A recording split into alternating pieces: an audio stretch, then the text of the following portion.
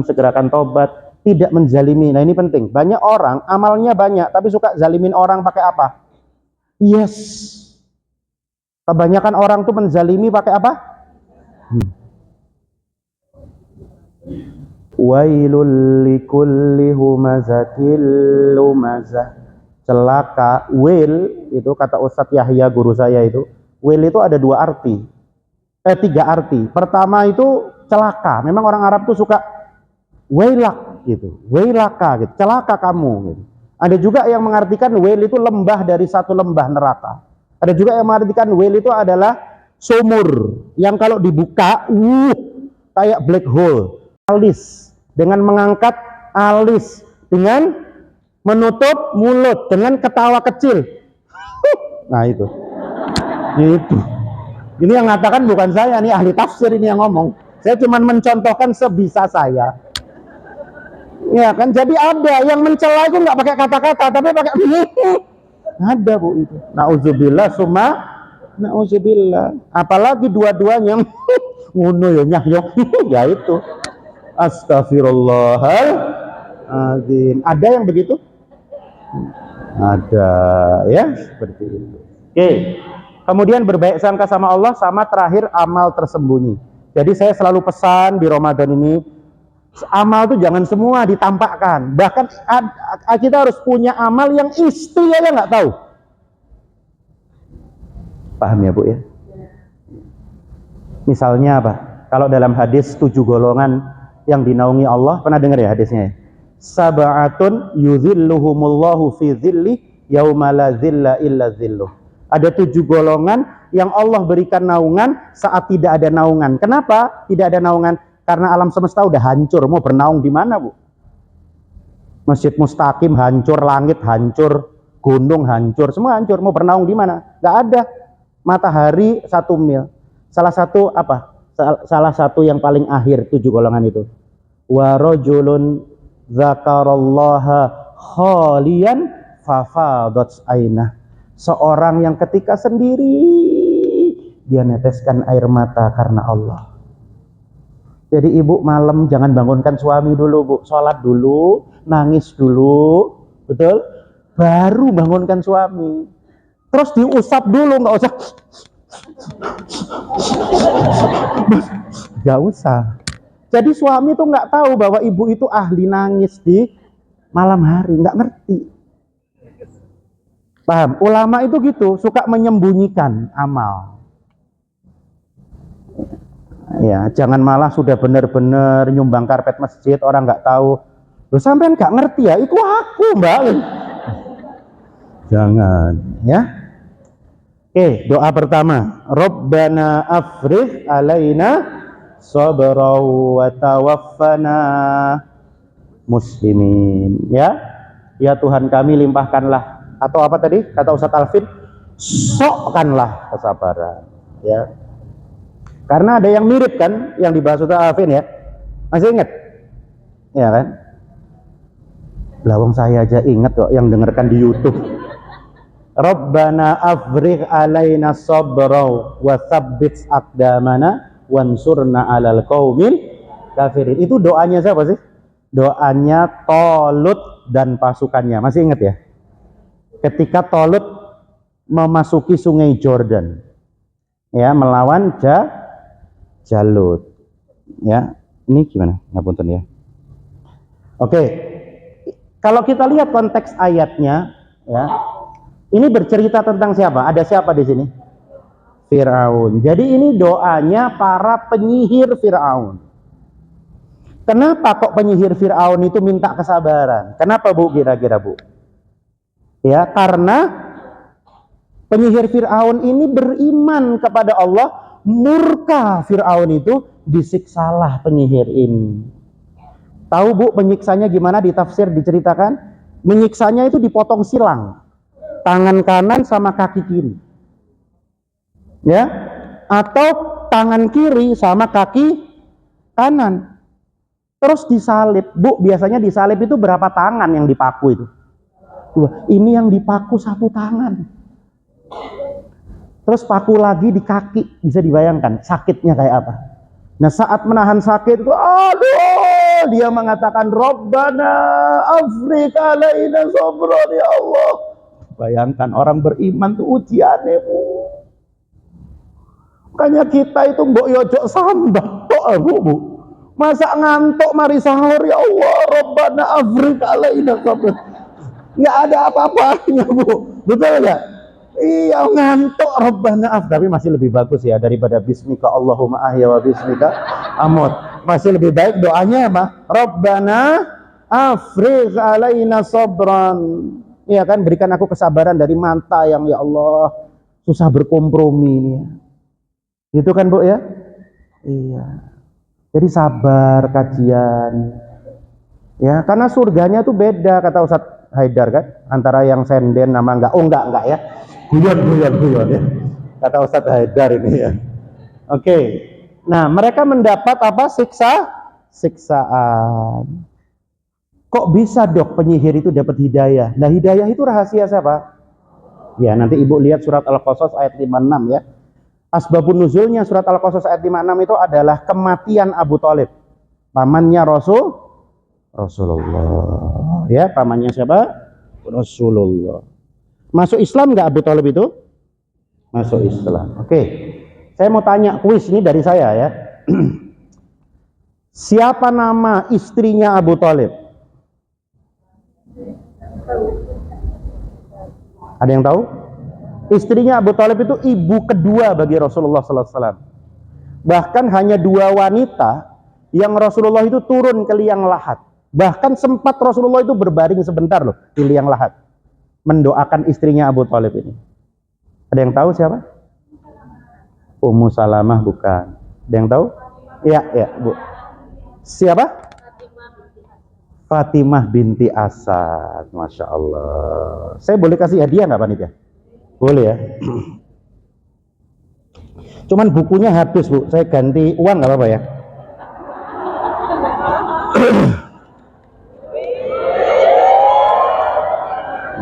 Tolong ini ke belakang daripada Ibu ke depan ya. Karena ini pertanyaan susah ini. Ya, Fatimah binti Asad.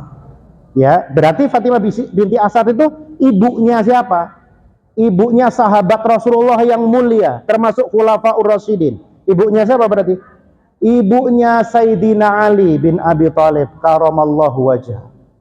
Ya, jadi suaminya nggak masuk Islam, tapi istri dan anaknya ini pejuang Islam ini, Bu. Fatimah binti Asad, anaknya yang terkenal siapa? Ali.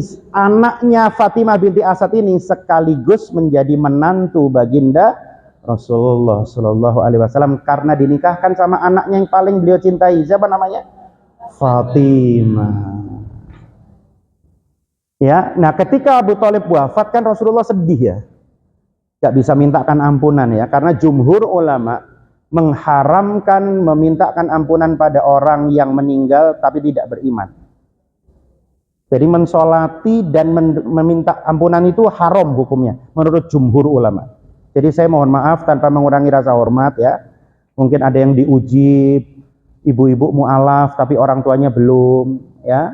Nah itu saya mohon maaf sekali tanpa mengurangi rasa hormat. Memang sedih sebagaimana sedihnya Rasulullah. Tapi sama Allah turun ayat ini. Ada 2 ayat, tapi saya bahas satu aja. Al-Qasas ayat 56. Allah Subhanahu wa taala berfirman, "Innaka la tahdi man ahbabta, walakinallaha yahdi may yasha."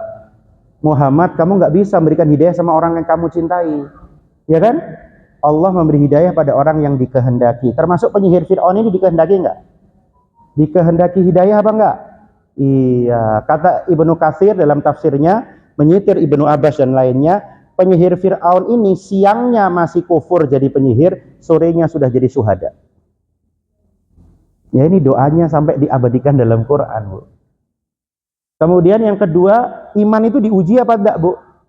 Ya, diujinya fisik, Bu. Kita tuh wis tala, Bu, serana opo-opo ini, kakean sambat awal-awal ini.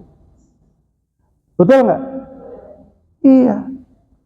Ya, Ibu tahu Thalhah bin Ubaidillah ya, tameng hidupnya Rasulullah itu sampai disebut syuhada yang berjalan karena beliau itu sebetulnya hitungan luka, beliau itu udah mati sebetulnya dalam perang Uhud. Jadi ketika Rasulullah itu terdesak, Bu, Tolha itu langsung melepas senjatanya. Beliau langsung gini, jadi tameng hidup Rasulullah. Tertebas jarinya, ceras putus kan. Ada 79 sabetan pedang. 70 tusukan. Sampai ininya nggak berbentuk, berdarah sampai nggak kelihatan bentuk. Kemudian pada saat itu Rasulullah lari ke mau lari ke bukit bagian atas. Rasulullah udah nggak kuat, udah lemes. Tiba-tiba kemudian Tolha itu gini, ya Rasulullah, naiki aku ya Rasulullah. Insya Allah, makanya dijamin masuk surga. Ya, seperti itu. Pasti akan diuji, itu ayatnya. Ahasiban nasu ayyutsraku ayyakulu amanna wahum la yuftanun. Al-Ankabut ayat 2. Atau dalam surat Al-Baqarah ayat 214. Am hasibtum an tadkhulul jannata walamma ya'tikum mathalul ladzina khalau min qablikum. Apakah mereka mengira mereka masuk surga sebelum mereka diuji seperti orang-orang sebelum mereka? Ujiannya apa? Massathumul ba'sa wad-dharra wa zulzilu. Mereka diuji dengan kekurangan harta, kemiskinan. Mereka diuji dengan sakit yang tak terperikan, wad-dharra wa zulzilu. Mereka diuji dengan cacian, makian, hinaan. Mereka diuji dengan masalah kehidupan yang menggoncangkan jiwa mereka seperti gempa. Wa zulzilu. Hatta yaqular rasulu walladzina amanu ma'ahu mata nasrullah. Dan Rasul bersama orang-orang yang bersamanya sampai mengatakan, mata nasrullah, sampai kapan pertolonganmu ini datang wahai Rabb? Allah menjawabnya, ala inna nasrallahi qarib. Sungguh pertolongan Allah itu dekat. Indeed, the help of Allah is near. Sungguh pertolongan Allah itu dekat. Jadi ibu-ibu yang sekarang tergoncangkan oleh masalah, ingat, yang namanya matahari, fajar, duha, itu akan menyingsing saat malam telah sampai di puncak gelapnya. Kalau ibu merasa ibu dikopiok karo kehidupan, atau dikopiok, masalah seperti nggak ada ujungnya, maka insya Allah sebentar lagi matahari pertolongan akan datang. Wadduha wal-laili idza saja ma wadda'aka rabbuka wa ma qala. Apa kata Allah buat ibu-ibu yang sekarang sedang diuji? Tuhanmu tidak pernah meninggalkan kamu dan Tuhanmu tidak pernah membencimu. Ma wadda'aka rabbuka. Paham Ji? Itu. Jadi kita pasti diuji nggak kayak penyihir Fir'aun itu? Pasti. Ya. Kemudian diperlukan kesabaran. Makanya mintanya apa? Rabbana afriq alaina sabran. Dalam ayat yang lain, ya ayyuhalladzina amanu sta'inu bis sabri was shalah innallaha ma'as sabirin. Itu Al-Baqarah ayat 153 atau 45. Kita disuruh minta tolong sama siapa? Sama sabar, sama sholat. Betul? Sabar sama siapa? Sama Allah, sama sholat. Itulah kenapa Rasulullah kalau punya masalah yang berat, idza hazabahu amrun sholat, beliau pasti sholat dulu, Bu. Jadi ibu kalau punya masalah, misalnya kesehatan, yang dipikir jangan dokter dulu, Allah dulu, supaya Allah tunjukkan siapa dokter yang paling tepat, supaya Allah bimbing dokternya untuk melakukan operasi dengan tepat. Ya, kami yang saya pernah asisten di kamar operasi, teman-teman operator, teman-teman saya dokter bedah, itu banyak cerita, Bu. Ya, bahkan saya pernah ngobrol sama seorang dokter ortoped, sahabat saya. Aku tahu, Rip. Ya, KT operasi, iku operasi sederhana dalam bidang bedah tulang. Ya, semester 3, semester 4 lah, iku pelajaran awal. Harusnya 30-45 menit finish, selesai. Aku keluar OK santai. Ya kan? Ternyata 2 atau 3 jam nggak selesai. Ada penyulit yang tidak biasa. Yang harusnya 30 menit selesai, betul? Akhirnya aku rasanya, ya Allah, ini mungkin aku sombong. Ini kasus gampang. Akhirnya beliau istighfar, beliau keluar, beliau telepon seniornya. Mas, tolong ono aku, Mas. Kejadiannya di Malang ini. Mas, tolong ono aku gak iso. Yo opo bicarane iki, Mas? Dia telepon seniornya di Malang, ortoped juga. Sorry, aku kate operasi pisan iki gak iso iki. Ngene, coba ngene gitu. Akhirnya beliau berdoa, bismillah, mudah-mudahan dimudahkan, beliau masuk, alhamdulillah, Bu. Selesai. Saya dulu waktu koas pernah dapat kasus, Bu. Orang tua dengan ileus obstruktif. Jadi ileus obstruktif itu dia nggak bisa berak, nggak bisa kentut. Dan kita nggak kelihatan sebabnya di USG, di foto BNO nggak kelihatan. Otomatis kita harus melakukan namanya operasi eksplorasi laparotomi. Saya waktu itu masih koas asisten. Kita harus mencari penyebabnya apa di semua usus ini. Bayangkan, Bu. Yes, kita berdoa aja minta ndiki penyebabnya setiap usus mulai dari duodenum, yeyenum, ilium. Kita lihat satu persatu. Ya, makanya segala sesuatu itu kalau Allah mudahkan, dokternya udah bagus, Bu. Apalagi dimudahkan sama Allah. Oh, ini langsung ketemu penyakitnya, betul? Dimudahkan, dokternya sehat, oh dikasih ini, operasinya cepat, betul kan? Makanya kalau ada sesuatu minta tolong dulu sama Allah. Orang dulu para ulama kita jangankan sakit operasi, garam habis di dapur aja minta sama Allah, Bu. Kalau kita yang garam habis yang kita ingat apa? Ya meracang toh. Kalau orang dulu yang diingat siapa dulu? Allah dulu. Tauhidnya ini betul-betul mantep. Jadi yang diingat tuh langsung Allah. Dan gembos Allah. Betul? Barang hilang Allah. Ini Allah. Paham ya? Masalah apapun yang diingat pertama apa? Allah. Wasta'inu bisabari wassalat. Salat dulu. Jangan tiba-tiba handphoneku ana sapa ya? Njaluk tolong sapa ya aku ya? Ya apa maenake mah? Dokter sapa? Lah. Salat 2 rakaat dulu suami istri, habis itu baru diskusi. Ya apa rumah sakit iki? Ya BPJS apa gak iki? Dokter sopo iki enake? Sik BPJS dibayar apa durung? Iya ta? Kalau nggak bisa gimana? Tapi sholat 2 rakaat dulu supaya Allah tunjukkan. Kasus itu Pak, kadang-kadang kita merasa udah nggak bisa ditolong Pak.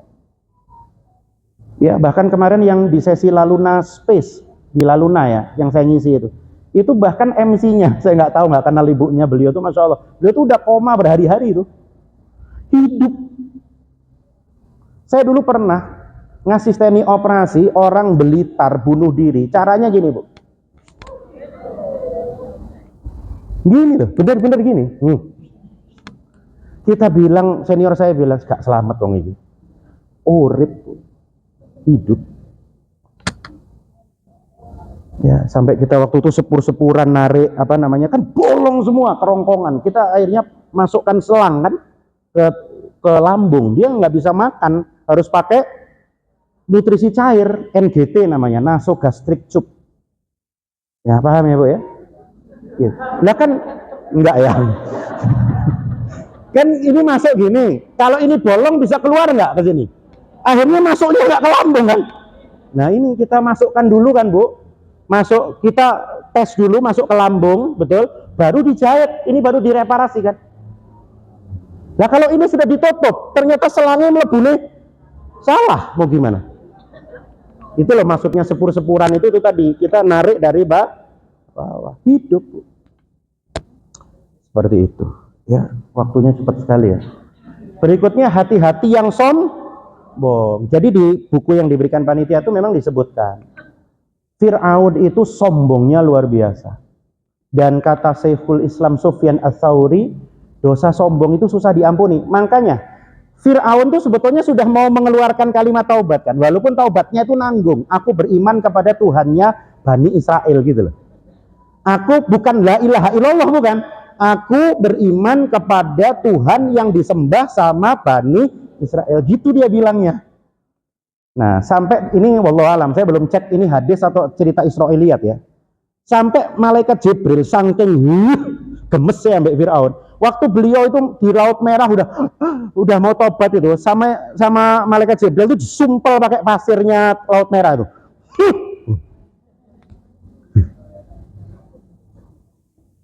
Ya, sampai kayak gitu. Ya. Jadi nggak diampuninya Fir'aun itu karena ada apa? Satu biji kesombongan. Kata Sufyan Ats-Tsauri ini bagus kalimatnya. Kullu maksiatin an syahwatin fa innahu yurja ghufranuha. Wa kullu maksiatin an kibrin fa innahu la yurja ghufranuha. Setiap maksiat yang berasal dari syahwat, maka kemungkinan diampuni besar. Tapi kalau dari sombong, kemungkinan tidak diampuni. Kenapa? Kalau maksiat dari syahwat itu dosanya Nabi Adam. Betul ya? Tapi kalau dosa sombong, dosanya sinten? Iblis. Betul nggak? Iblis itu disuruh sujud sama Nabi Adam, mau apa enggak? Enggak mau. Ya, bahkan di ayat ini dia mengatakan qala ana khairum minhu khalaqtani min nar wa khalaqtahu min tin. Aku itu lebih baik dari dia, Allah. Aku dari api, sedangkan dia dari tanah loh. Tanah loh ya Allah, rendah loh, kotor loh. Kira-kira gitu loh. Kalau didramatisir itu. Aku ini dari api ya Allah. Panas, perkasa. Lah kok suruh nyembah, suruh sujud sama lemah. Aku lebih baik dari dia ya Allah. Allah murka. Allah tuh paling nggak suka orang-orang model kayak begitu, Bu. Enggak nih ya. Duwe motor gak apa-apa, tapi ojo sombong. Ya, saya punya mobil atap kaca loh. Tonggo sampean niku sepeda motor atap langit, Bu. Jangan sombong. Betul nggak? Lah, iya ibu-ibu. Jadi dia tuh nanti saya ceritakan kenapa menatap langit itu penting. Iya kan? Doa yang ketiga. Anda cuma natap kaca, dia tuh natap langit, kemudian dia bilang inna fi khalqis samawati. Iya kan? Wal ardi wa ikhtilafil laili wan nahar. Wah, itu luar biasa itu. Ya, nah, ini hati-hati dengan kesombongan. Apa definisi kesombongan? Ada yang tahu di sini bahasa Indonesia nggak apa-apa. Ada 2 ciri kesombongan. Iya bu. Pakai saya. Apa? Membanggakan diri, ngapunten belum. 2 ciri di hadis apa? Al-kibru, menolak kebenaran, dan merendahkan orang lain. Masya Allah.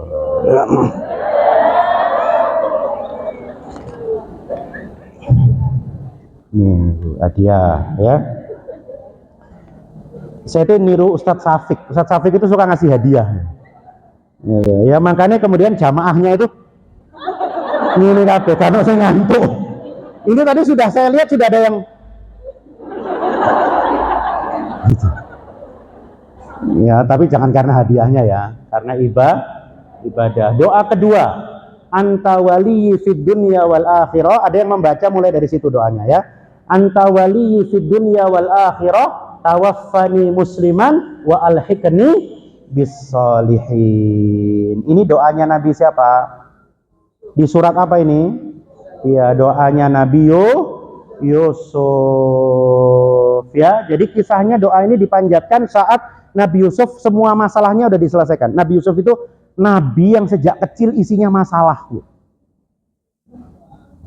Iya kan? Jadi ahli masalah lah.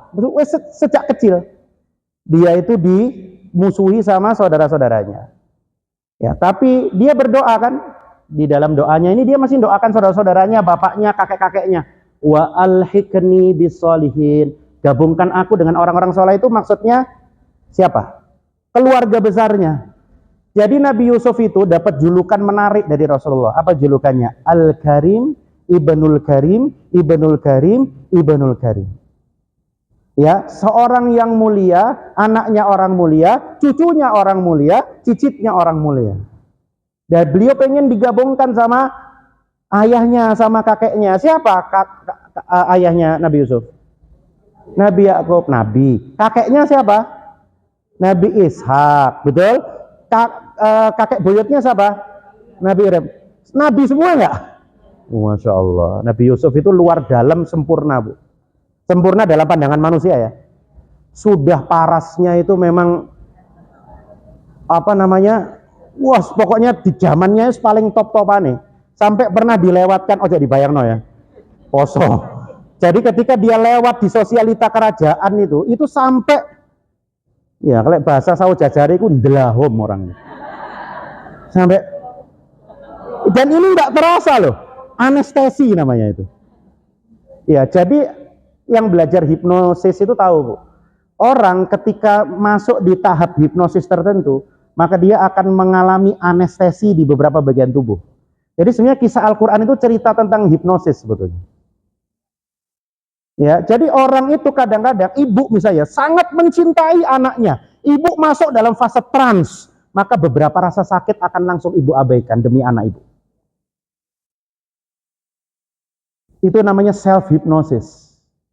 Baru setelah hipnosisnya hilang, kenapa ini? Ternyata luka-luka. Ada itu kasusnya. Ya, bahkan di Leeds, Belgia itu ada ibu yang kuat menahan runtuhan perang dunia pertama hanya untuk melindungi seorang anak.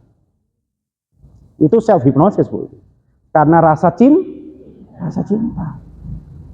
Nah, Nabi Yusuf itu berdoa saat beliau sukses. Artinya doa itu jangan cuman pas butuh, betul ya? Pas sukses itu berdoa, karena sebetulnya kesuksesan itu ujian, bukan? Ujian, nanti dilihat surat Al-Anbiya ayat 35.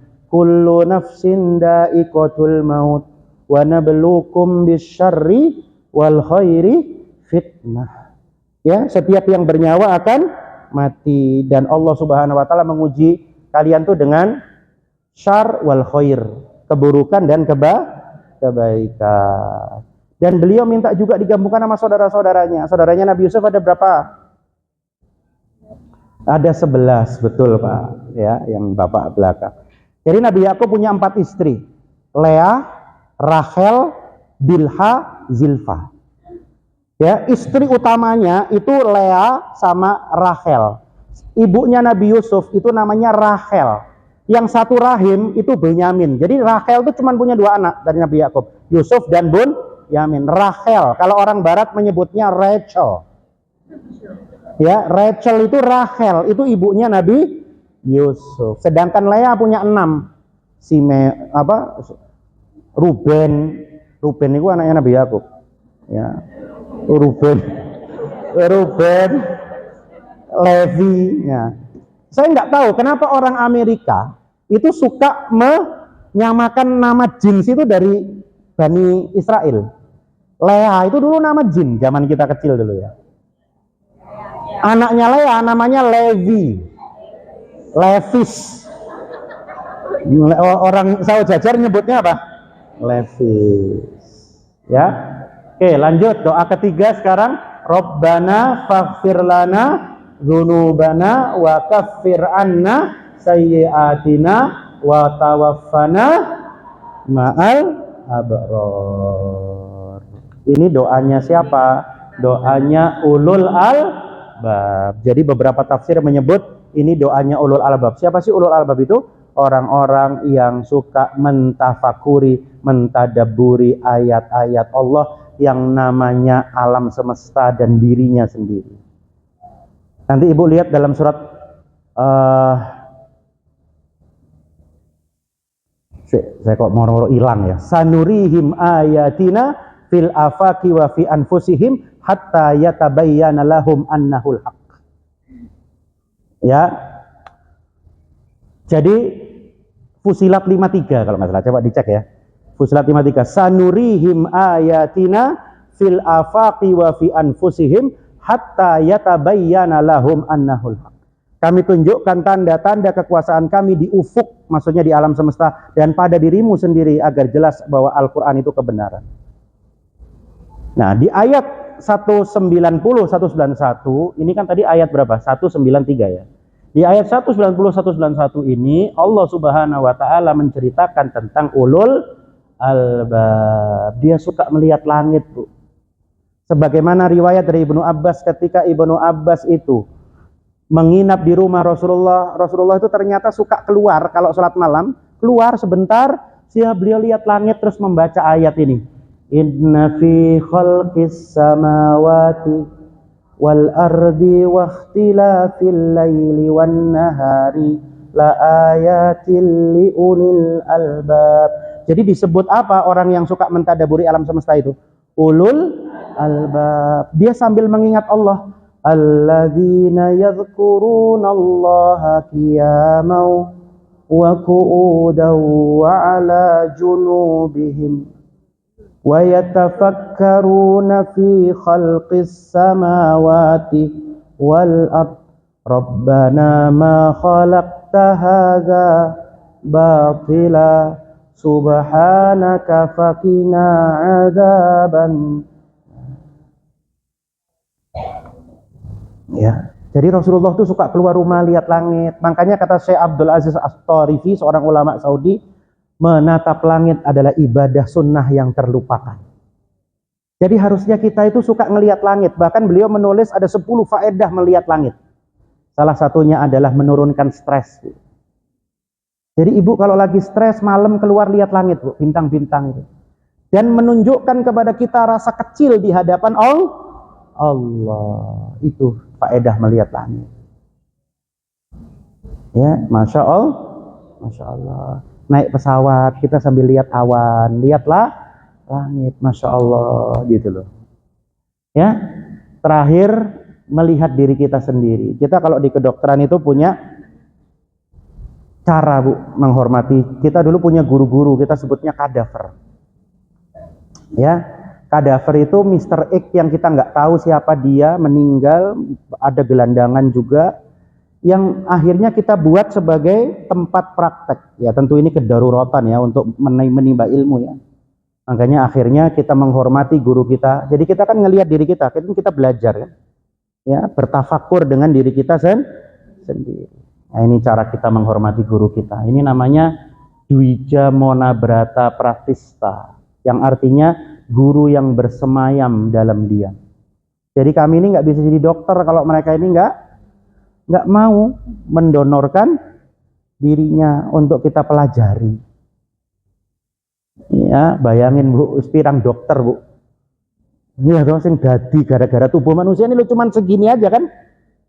Jadi berapa spesialis coba, Bu? Subspesialis. Itu kekuasaan Allah. Ya, mata aja tuh berapa subspesialis tuh. Ada yang ahli retina, ada yang ahli visus, ada yang ahli apa namanya tuh kornea, ada yang ahli macam-macam lah. Ya, seperti itu. Terakhir ibu-ibu, mohon maaf agak lebih sedikit ya panitia ya. Jadi ini kisah yang saya sering sampaikan sebagai ibroh lah buat kita ya. Di Indonesia itu ada satu kisah menarik. Ada seorang namanya Mas Freddy Budiman. Ya, dia ini udah masuk penjara berkali-kali, nggak dapat hidayah. Sampai akhirnya dia ketangkep lagi mengimpor ekstasi 1,4 juta dari Cina. Akhirnya dia dimasukkan Nusa Kambangan, mau dihukum mati. Nah, yang cerita anaknya namanya Fikri. Nanti ibu bisa cari podcastnya Mas Fikri ya. Anaknya tuh baik banget. Bayangin, bapak itu. Tapi ya mungkin karena ketulusan bapaknya ya. Akhirnya anaknya tuh cerita, ayah itu pengen tidur sama saya, sama Fikri. Berapa malam sebelum dihukum mati itu termasuk permintaan terakhirnya beliau. Dan Fikri mengatakan, ayah itu sempat mengkhatamkan 7 kali Al-Quran sebelum dihukum mati. Masya Allah ya. 7 kali. Jadi pas beliau itu dihukum mati, beliau tuh nggak mau ditutup mata. Ya, kata dokter forensiknya ditanya, dokter forensiknya cerita, ada podcastnya juga, ditanya, kenapa Mas Freddy nggak mau ditutup mata? Biar saya bisa melihat dosa-dosa saya. Akhirnya beliau dihukum mati. Fotonya itu dikirim ke salah seorang ustadz, namanya Ustadz Fatih Karim. Karena kemudian Ustadz Fatih Karim pernah ngisi di Nusa Kambangan dan dia tuh heran. Ada satu narapidana tuh nangis terus sejak awal kajian. Rupanya itu Freddy Budiman. Betul-betul hidayah itu sudah masuk ke dalam hatinya. Katanya pas meninggal itu senyum, Bu. Terus ada titik-titik di sini. Keringat. Kenapa senyum, Bu? Orang yang husnul khotimah itu. Karena didatengin sama malaikat yang menghibur dia. Innalladzina qalu rabbunallah tsumma istaqamu tatanazzalu alaihimul malaika alla takhafu wa la tahzanu wa abshiru bil jannati allati kuntum tu'adun. Orang-orang yang beriman kepada Allah dan beristiqomah, maka di akhir hayatnya, dalam tafsir disebut itu ayat yang diturunkan kepada orang sakaratul maut. Maka di akhir hidupnya pada saat sakaratul maut, dia didatangin malaikat, kemudian malaikat itu mengatakan, alla takhafu, jangan takut. Bukankah kematian ini waktumu istirahat dari letihnya dunia? Wala tahzanu, gak usah mikirkan apa yang kamu tinggalkan. Anak-anakmu akan diurus sama orang yang lebih baik dari kamu, karena mereka dijaga sama Allah Subhanahu wa ta'ala. Sekarang aku kasih kabar gembira atas semua kesabaranmu di dunia. Wa absyiru bil jannati allati kuntum tu'adun. Dia langsung gini, les.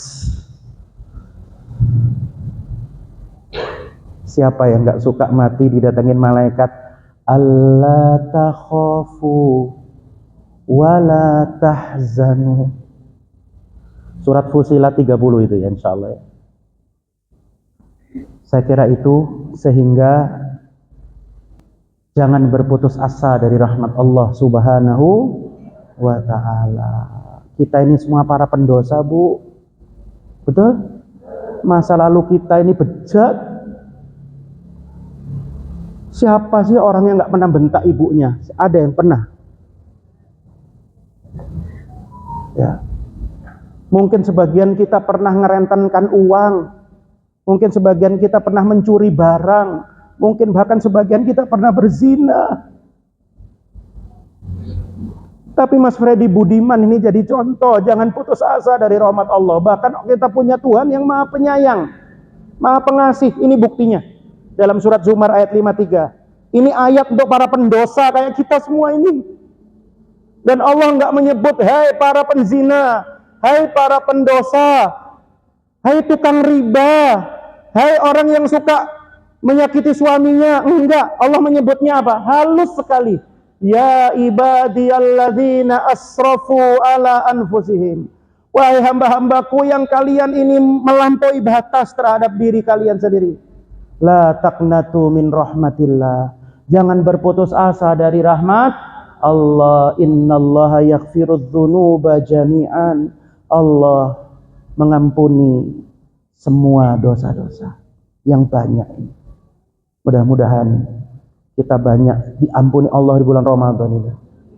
Dan mudah-mudahan semua dosa-dosa kita di masa lalu yang tersembunyi dari manusia ataupun yang terlihat dari manusia, mudah-mudahan Allah ampuni semuanya. Dan mudah-mudahan Allah mudahkan kita dari sakaratul maut kita. Dan mudah-mudahan Allah Subhanahu wa ta'ala golongkan kita orang-orang yang mati dalam keadaan husnul khatimah. Wallahu a'lam bishawab. Aqulu qouli hadza wa astaghfirullah li wa lakum. Assalamualaikum warahmatullahi wabarakatuh.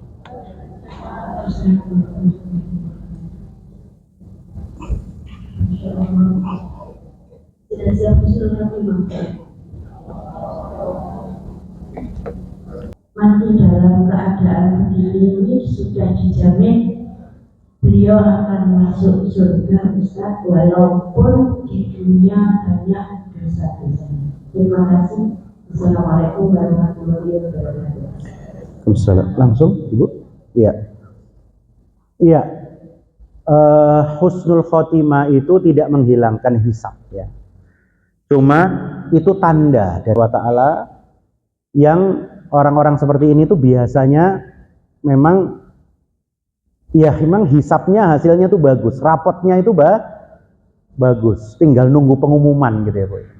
Tapi tentu tidak ada jaminan. Ya kayak misalnya orang yang nganter kok banyak gitu. Apa jaminan nih orang diampuni dosanya orang baik? Ya belum tentu juga. Tapi kan itu kita berhusnudzon, ya. Kita berhusnudzon bahwa berhusnudzon bahwa orang itu orang yang baik ya, dan mudah-mudahan diampuni dosa-dosanya sama Allah Subhanahu wa ta'ala. Sebaliknya ada orang meninggalnya nggak ketahuan di puncak Semeru misalnya ya, sendirian gitu ya. Apakah kemudian kita ya nggak ono sing nganter, tiba-tiba kemudian ditemukan udah berapa tahun kemudian, mohon maaf, udah jadi tengkorak gitu ya. Apakah orang itu kemudian su'ul khotimah? Ya belum tentu juga. Ya husnul khotimah itu ya menjadi salah satu indikasi mudah-mudahan orang ini adalah orang-orang yang tidak termasuk golongan yang bebas hisab. Kan ada ya dalam hadis yang 70.000 orang yang tidak dihisab, ya. 70.000 dari semua manusia itu kan yang ya sedikit sekali ya Bu ya. Nah, sebagian besar manusia itu akan dihisab, dihitung, diperhitungkan semua amalnya. Kira-kira begitu. Wallahu a'lam bishawab. Selanjutnya untuk jamaah yang belum pernah bertanya gitu. Siap di sisi kanan saya. Membayangkan yang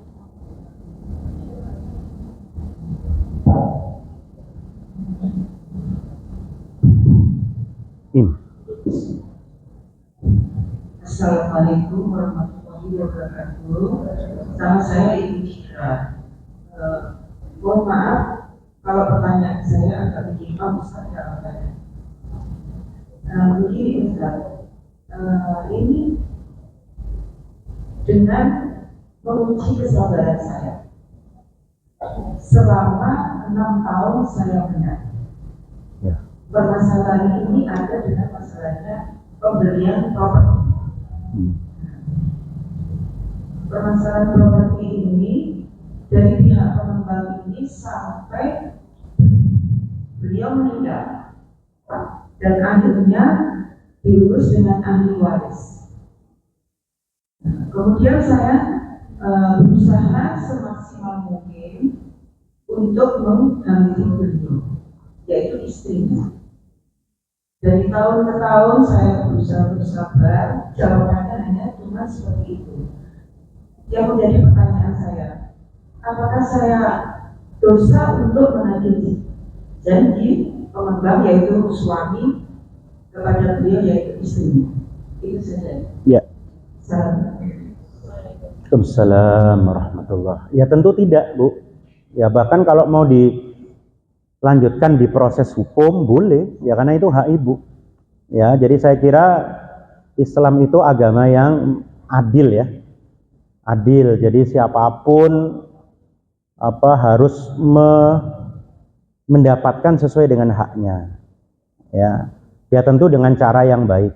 Ya, saya kira nggak ada masalah. Ya. Nah, kecuali memang ibu punya pertimbangan kemanusiaan yang lain, nah itu kan terserah kepada ibu ya. Jadi misalnya ibu sudahlah, ini mungkin memang bukan rezeki dari Allah, saya niatkan aja membantu orang tersebut, lah itu diserahkan kepada ibu. Tapi kalau ibu mau menuntut terus, ya tidak apa-apa. Ya bahkan menuntut di akhirat itu juga boleh Bu. Ya cuman kata guru saya, salah seorang ustadz, beliau mengatakan begini, memaafkan di dunia itu lebih mulia daripada, lebih afdol di hadapan Allah daripada menuntut di akhirat. Ya, karena ayatnya jelas. Orang-orang yang memaafkan itu akan mendapatkan ampunan Allah plus surga yang luasnya seluas langit dan bumi, itu dalam surat Ali Imran ayat 133 itu. Jadi kalau misalnya, Bu, ini saya bukan mau menginikan ibu ya, enggak sama sekali. Saya paham sekali. Apalagi properti itu bukan jumlah yang sedikit ya. Tapi seandainya ibu misalnya punya pertimbangan tertentu, terus sudahlah saya maafkan, dan ibu janji tidak mengungkit-ungkit lagi, ya tentu Allah akan gantikan ibu dengan surga yang seluas langit dan bumi. Ya mungkin ujian ibu memang di sini. Ya Bu ya, kan gini Bu, kita melepaskan tuntutan kita itu pasti kan berat ya. Ya sesuatu yang berat itu pasti pahalanya besar Bu di balik itu. Nah, coba ibu istikharah saja. Istikharah, coba mungkin pelajari ini gimana. Karena daripada ibu nanti sakit ya Bu ya. Nauzubillah min dzalik, ini bukan doa ya Bu. Ibu sakit cuman mikirin itu, dunia itu kan apa? Halaluha, halalnya itu hisabun, wa haramuha adzabun, katanya gitu ya. Halalnya dihisab, haramnya diazab, itu dunia. Betul nggak? Iya kan? Ya, ibarat dunia itu ibarat gini. Ibu-ibu pernah ke supermarket kan? Kalau dunia yang dibeli cuman 1 odol, kira-kira di kasir itu lama apa sebentar? Oh, cepet Bu. Sudah Bu, ada lagi odol gitu. Dan nggak ditawari macam-macam biasanya. Nggak ditawari pulsa, ya, nggak ditawari apa namanya tebus murahnya Bu, enggak kan? Oke, paling ditanya ada member gitu aja ya. Tapi kalau ibu belinya sak troli, odol, emi, sabun, ya kan, parfum mobil, ya, minuman ini, di kasir lama apa sebentar? Nah, orang kaya itu hisapnya lebih lama memang Bu. Karena yang dibawa ke kasir itu banyak, motor aja papat. Dihisap satu-satu itu nanti mobil itu. Ya, kemudian sepeda motor biro 10. Ya, sepeda motor 10 dihisap satu-satu. SHM 30. Sertifikat rumah itu Bu, rumah itu. Loh, saya itu ngomong apa adanya. Di tempat saya sana di Bendungan, itu ada orang, itu rumahnya dia yang ke-45 di sana. Serius ini Bu. Ada orang tuh rumahnya itu puluhan Bu. Ya. Rumahnya banyak sekali. Ya, 45 kalau salah itu yang di sana itu. Rumah ke-45. Itu membayar PBB ini opo ya? Itu ditanya satu-satu. Kacamata ini ditanya enggak? Tanya. Gelang? Tanya Bu. Ya, semuanya ditanya, iya kan? Nah, makanya ya wajar dong, Anda sudah menikmati karunia Allah, ya Anda ditanya dong sama Allah. Betul kan? Wajar kan? Ya, Anda sudah menikmati itu. Jadi kira-kira begitu Bu ya. Istikharah mawon. Kalau Ibu sudah melepaskan Bu, les maafkan, mudah-mudahan Bu, Allah yang akan mengganti dengan yang lebih baik. Insya Allah ya. Jika saling bernada, jadi paling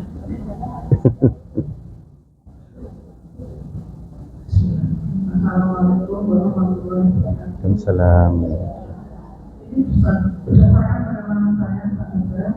Jadi saya itu pernah dioperasi batuk dulu. Waktu itu saya operasinya ada di rumah sakit Mas Salim, Gubernur Raja. Kemudian waktu itu saya koma. Apa? Koma. Oh, koma. Koma sampai 3 jam. 3 jam. Ya terus darah Pak. Saat yang kita memanggil Pak. Dikelilingi oleh susu diawalnya.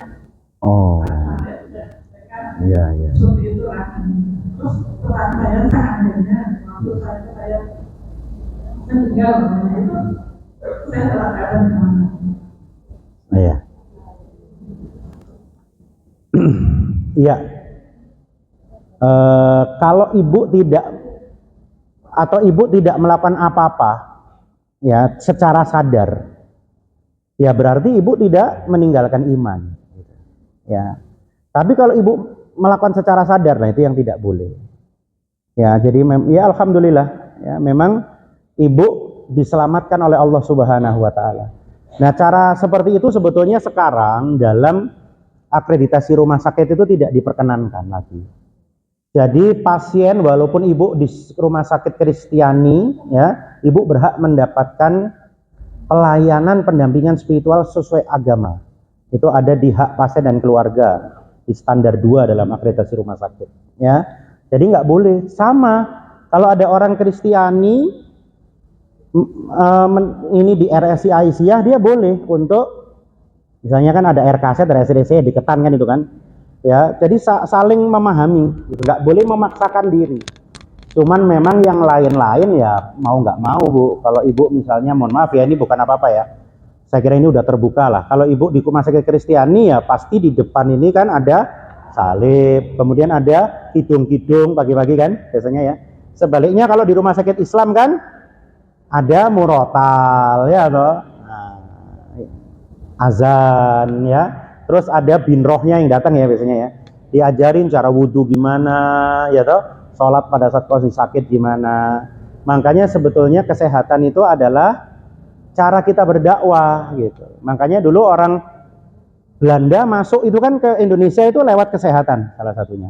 Ya, makanya di Kalimantan Selatan tuh saya pernah ini ke rumah sakit Swaka Insan namanya. Benar, ada yang orang Kalsel nggak sih?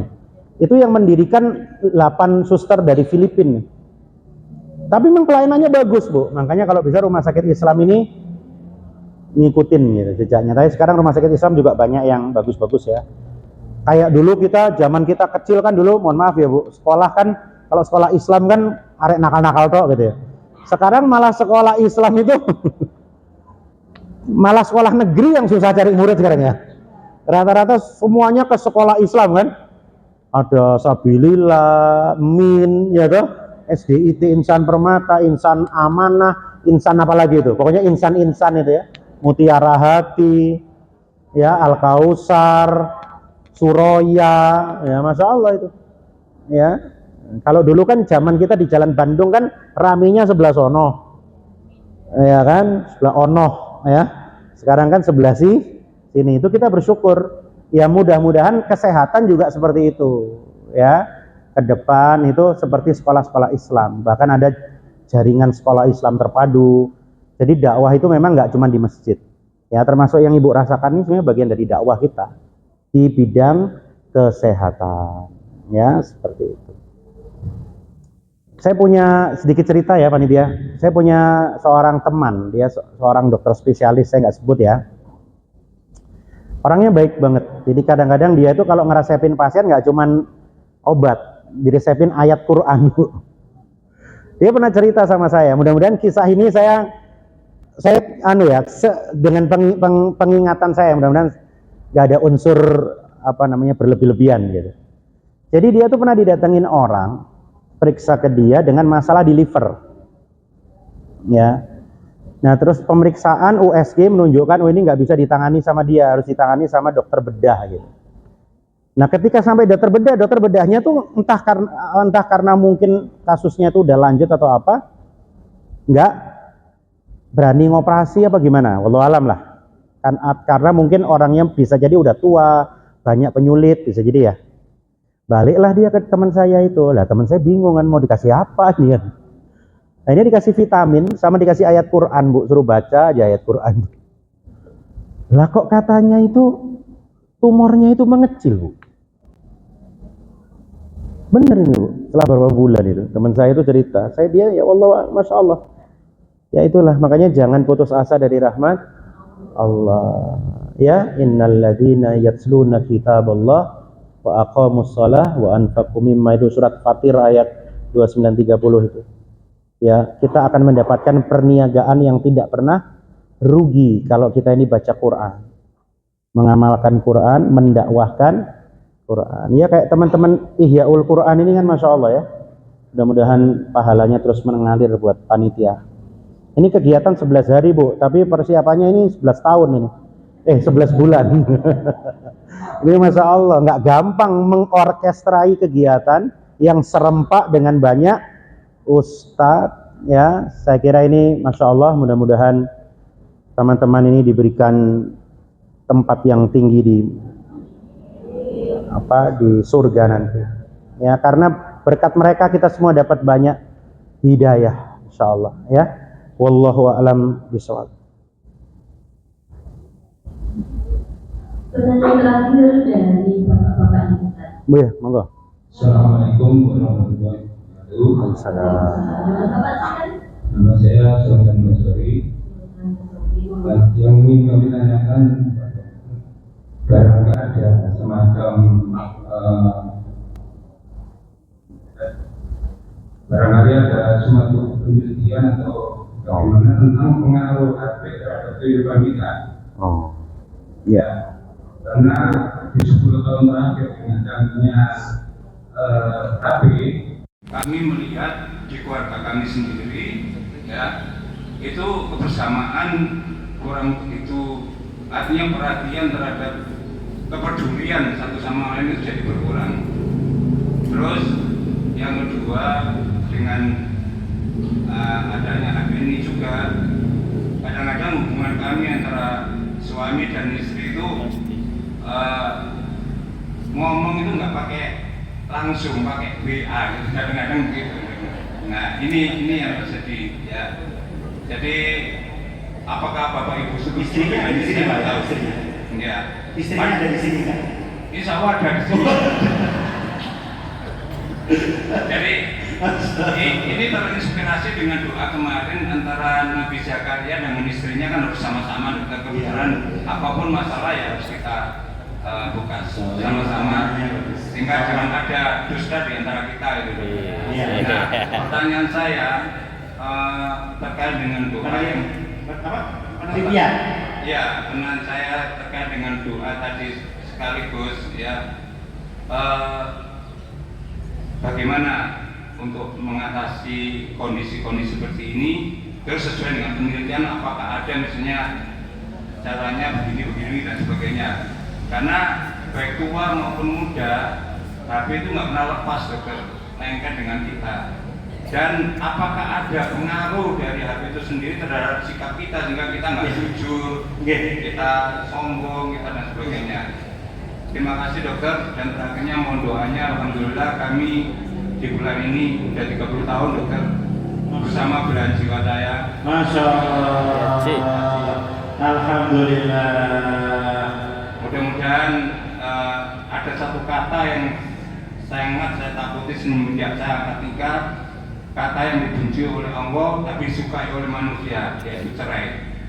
Nah, mudah-mudahan jangan sampai kami mengalami itu kecuali kematian. Terima kasih. Masya Allah. Ibunya mana ini ibunya? Bersyukur Bu punya suami yang solih ya. Karena katanya Syekh Utsaimin hanya mazhab wanita. Dan Syekh Utsaimin itu suka mengingatkan murid-muridnya, kamu jangan jadi ulama yang punya mazhab wanita.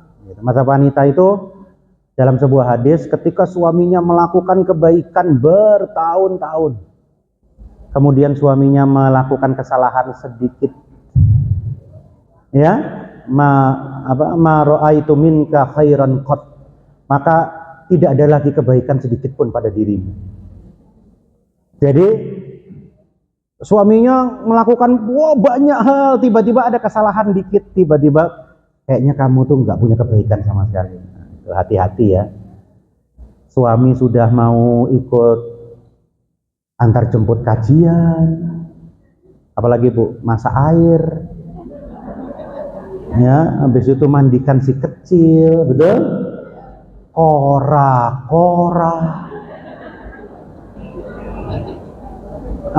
umba, ngeterno nang kantor BPJS, kerja, betul Bu? Mijeti, ngeroi. Hanya karena satu kesalahan tadi malam suaminya lupa untuk nyedekkan rice cooker. Ya, itu tiba-tiba maro'aitu minka khairan qat, ya, maka hilang semua kebaikan. Oke, makasih Pak, ini intermezzo ya, tapi Masya Allah Pak, ini luar biasa. Saya terima kasih sekali ya atas pengingat-pengingatnya. Jadi di handphone itu penelitiannya banyak ya, ada bahkan yang disebut dengan technostres.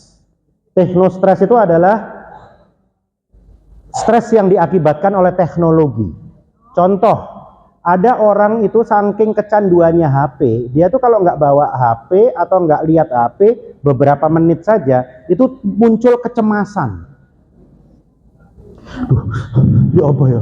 Gitu. Kalau anak Gen Z menyebutnya FOMO, fear of missing out. Dia takut kehilangan sesuatu, dia takut kehilangan berita, dia takut di grup WA-nya sedang ada sesuatu dan dia tidak tahu. Misalnya. Itu secara mental. Ya, kemudian bisa menimbulkan, kalau terlalu eksesif Pak, bisa menimbulkan yang namanya fatigue, keletihan. Baik itu keletihan mata, saraf mata, ya, keletihan emosional. Apalagi kalau semua konten itu nggak kita saring, ya, sehingga semua masuk, sehingga ibu memikirkan yang sebetulnya ibu tidak terlalu perlu untuk memikirkannya karena itu sudah terjadi. Seperti misalnya apakah Pertamaxku ini asli atau tidak, misalnya ya, itu akan membuat ibu eksesif. Betul apa enggak ini? Ya, apakah masih asli atau enggak nih, karena kan dan seterusnya misalnya itu ya. Kemudian secara fisik, kata teman saya, kata guru saya, kata teman saya dokter bedah saraf, itu memang gelombang itu berpengaruh terhadap terjadinya kanker otak. Ya, makanya hati-hati kalau naruh HP jangan terlalu dekat, apalagi dengan anak kecil. ya yang jauh. Karena ada ibu-ibu itu yang sampai suaminya itu, dulu ada pertanyaan juga kayak bapak ini di kajian saya. Istri saya itu dok kalau malam wajahnya bercahaya, dibalik selimut bu. Ternyata cahaya HP. Jadi istri saya itu wajahnya karena kena cahaya HP gitu. Itu juga waktu itu istrinya ada juga di dalam itu. Ya seperti itu. Jadi itu Pak, banyak risetnya, makanya hati-hati. Termasuk buat anak-anak, jangan suka diperlihatkan yang apa, konten-konten pendek, scrollnya pendek itu kayak short, apa, yang kalau di IG itu apa sih, reels ya, atau konten-konten pendek itu loh. Itu akan membuat dia nanti tidak bisa menunda kepuasan, delayed gratification-nya kurang. Jadi anaknya jadi tidak bisa mengendalikan emosi. Anak-anak ya termasuk anak saya itu kadang-kadang tantrum kalau nggak dikasih HP. Nah itu berarti sudah memang harus tegas kita. Ambil nangis nggak apa-apa. Yang dia kan nggak tahu bu keselamatan dia di masa depan, dia masih kecil kan.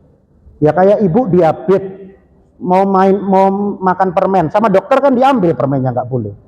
Daripada diabetesnya naik. Cuman kan pasiennya yang kadang-kadang agak apa bu? Bandel, ya suruh berhenti merokok, bapak-bapak bandel, dikasih flyer berhenti merokok, sudah berhenti pak, sampun dok berhenti membaca, gitu. Jadi bukan berhenti merokok, berhenti membaca, ya kayak begitu contohnya. Terus masalah apa komunikasi tadi ya. Jadi gini bu, orang tuh yang hatinya dekat itu sebetulnya nggak perlu teriak-teriak. Coba bu, ibu kalau lagi dekat sama suami, hatinya lagi sama-sama senangnya, kalau ngomong kan sudah kedengaran kan. Tapi kalau ibu lagi bertengkar, walaupun satu tempat tidur, mamang, papang. Jadi kalau hatinya jauh, walaupun dekat, kenapa harus ngomong keras, betul? Karena hati yang jauh itu seperti menjauhkan jarak. Makanya ibu harus berteriak-teriak kan. Tapi kalau hatinya dekat, ibu cuman Pak, buka, iya, ya paham ya? Ya terima kasih bapak, sebetulnya ini ngingetin kita semuanya, termasuk istri beliau, ya supaya kita HP itu dikendalikan. Saya kalau anak-anak saya yang di Jakarta itu pas datang ya, kalau makan bersama, saya tuh biasanya milih rumah sakit slip of the tongue. Milih rumah makan kok rumah sakit. Milih rumah makan itu yang all you can eat, Bu. Memang agak mahal dikit. Tapi ketika di all you can eat, anak-anak itu terbiasa nggak akan pegang HP, Bu. Mereka aktif mengambil daging. Betul apa enggak ini? Sayur, daging, gitu kan? Sehingga kesempatan untuk lihat HP itu nggak ada. Itu yang kita buat untuk ajak ngobrol. Tapi kalau Anda ajak ke rumah makan yang sudah jadi, Bu, soto, rawon, ayam, nanti dia makan itu gini, Bu, percuma, betul ya? Nah, makanya ciptakan satu kondisi di mana anak-anak kita itu nggak lihat HP, tapi dia sibuk menggunakan tangannya, kan pakai sompet toh, apa barbekyuan itu loh Bu. Memang agak mahal, tapi kan jer basuki mowo beo. Ya, tapi kalau rawon ya wes Bu, siap-siap aja dia lihat HP gitu. Karena kan rawon kan wes dimasakkan. Ya, seperti itu kira-kira ya. Mungkin kiat-kiat saja. Wallahu a'lam bishawab. Kalau di jamaah di sini insya Allah ibunya bersikapnya alhamdulillah. Oh iya, masya Allah. Amin. Glowing ya. Itu ada terakhir waktunya Dr. Aris yang memberikan pertanyaan kepada para jemaah. Ya, yang paling gampang dulu. Siapa nama ibunya Nabi Yusuf?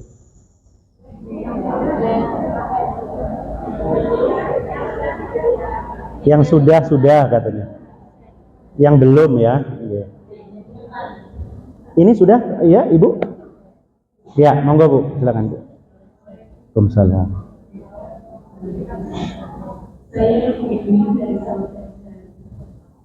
Nama Yusuf Rachel. Atau orang barat nyebut apa Bu? Rachel. Oke, barakallah, benar Bu. Yang kedua, apa sebutan Allah terhadap hamba-hambanya yang suka mentadaburi alam semesta? Itu kayaknya belakang sendiri Bu, itu Bu. Yang, nah itu Bu, yang kiri sini itu kayaknya.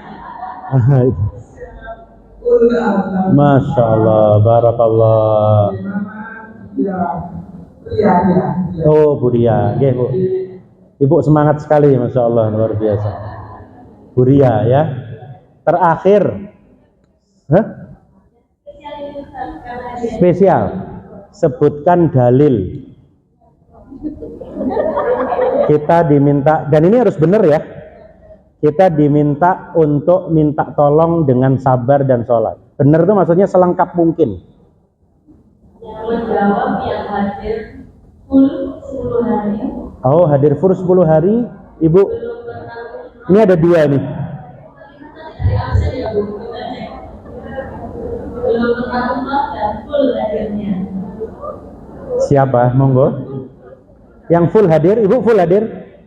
Oh, enggak full. Ibu full hadir? Full hadir? Oke, monggo. Ibu full hadir. Oh, ini dapat voucher ya? Iya.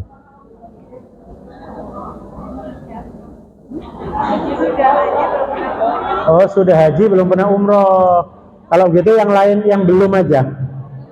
Nggak apa-apa ya Bu ya, ngapunten ya Bu ya. Iya. Mbak. Oh ini. Mbak syaratnya terpenuhi. Belum pernah umroh, belum pernah haji. Datang terus. Oh, sudah pernah bertanya. Syaratnya banyak sekali ya. Oke. Ya udah itu betul belakangnya. Ini yang belakangnya. Yang mana? Ya udah, yang belakangnya aja ya. Bu, Ibu, ya itu Mbak. Syarat ketentuan berlaku ya Bu ya. Datang terus. Oh ya, monggo Bu. Bismillahirrahmanirrahim. Rabbana afrigh 'alaina sabran wa tawaffana muslimin. Artinya, ya Tuhan kami, limpahkanlah kesabaran kepada kami dan matikanlah kami dalam keadaan muslim.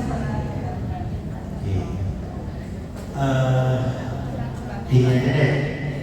Ini itu jawabannya salah, tapi itu dapat dari saya. Ini Bu, dia dari saya ya. Tapi itu Masya Allah sudah hafalkan doa. Monggo. Ada lagi? Yang paling mudah itu surat Al-Baqarah ayat 153. Itu paling gampang. Dia Ibu jawab. Monggo, silakan. Ya. Bismillahirrahmanirrahim.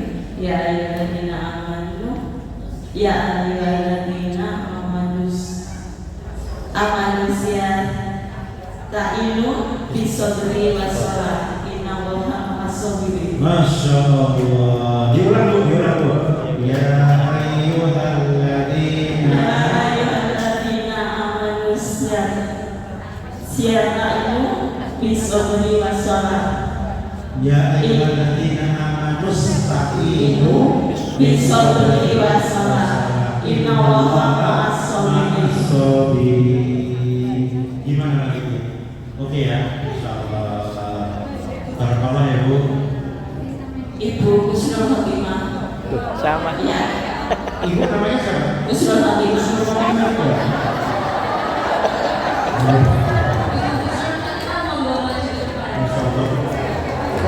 Mbak tadi juga berubah di mana?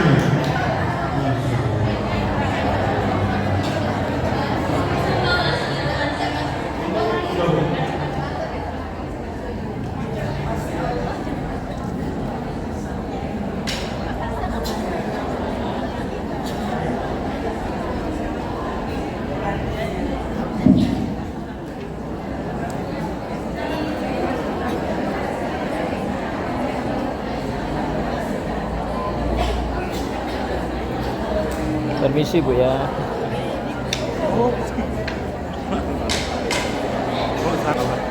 Para jemaah calon-calon penghuni surga, mohon kesabarannya ibu-ibu karena acara belum berakhir. Selamat pada Mbak Husnul Khotimah dan Bu Husnul. Masya Allah. Kita tutup dengan doa ya. Bismillahirrahmanirrahim. Alhamdulillahirabbil alamin. Hamdan yuwafi ni'amahu wa yukafi mazida. Rabbana lakal hamdu kama yanbaghi li jalali wajhika wa 'azimi sultanik. Allahumma shalli wa sallim ala nabiyyina Muhammadin wa ala alihi wa sahbihi wa man tabi'ahum bi ihsan ila yaumiddin. Ya Allah ya Rahman ya Rahim. Hari ini kami mengakhiri madrasah Ramadan ini ya Allah. Satu momen di mana kami bisa mengenal ayat-ayat-Mu ya Allah. Jadikanlah kami hamba-hamba-Mu yang cinta dengan Al-Quran, yang mengamalkan Al-Quran, yang hidup dengan Quran dan mati dengan Quran ya Allah. Jadikan Quran sebagai pemberi syafaat ya Allah. Saat kami nanti sangat membutuhkan syafaat untuk meningkatkan amal kebaikan kami di hadapan-Mu ya Allah. Ya Allah, kami sadar kami para pendosa yang ingin Kau ampuni dosa-dosanya. Begitu banyak dosa dari mata kami, lisan kami, hati kami yang kami sembunyikan di hadapan manusia. Tapi kami sadar tak pernah bisa kami sembunyikan dari tatapan-Mu ya Allah. Ampuni kami ya Allah. Kalau dari hati yang kami yang terdalam ada sifat-sifat kemunafikan yang tersembunyi ya Allah. Ya Allah ya Rahman ya Rahim. Jadikanlah persaudaraan kami ini di madrasah Ramadan ini persaudaraan yang Kau langgengkan hingga surga ya Allah. Mudahkanlah kami untuk saling menjabat tangan berjumpa di surga kelak ya Allah. Dan mudahkan kami mendatangi istana Rasulullah sallallahu alaihi wasallam untuk melihat wajahnya yang seperti bulan purnama, mencium tangannya, mengucapkan terima kasih atas semua perjuangan beliau hingga kami bisa merasakan manisnya iman hingga hari ini ya Allah. Ya Allah ya Rahman ya Rahim, jadikan keluargaku keluarga yang sakinah, mawaddah warahmah. Jadikan anak-anak kami qurrata a'yun, anak-anak yang menyejukkan mata hati kami ya Allah. Jikalau ada anak kami yang jauh dari kami, tolong jaga mereka ya Allah.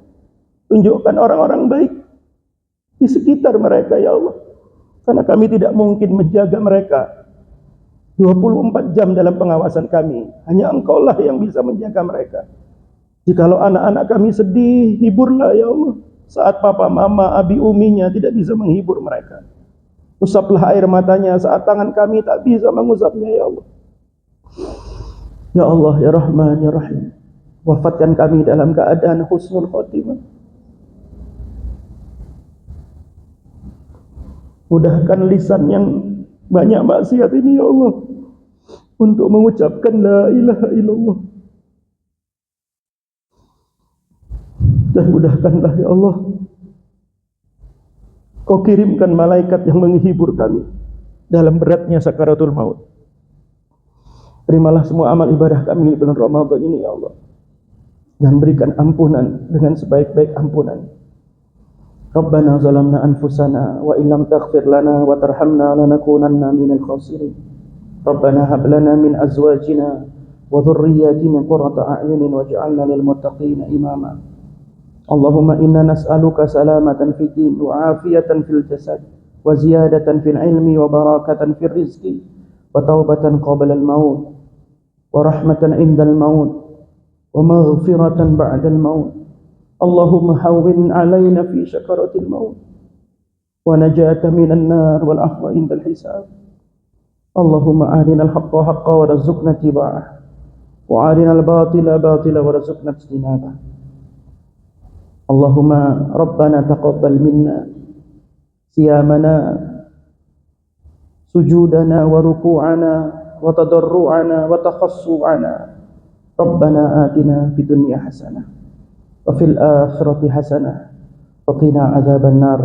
Subhana rabbika rabbil izzati amma yasifun wa salamun alal mursalin walhamdulillahi rabbil alamin.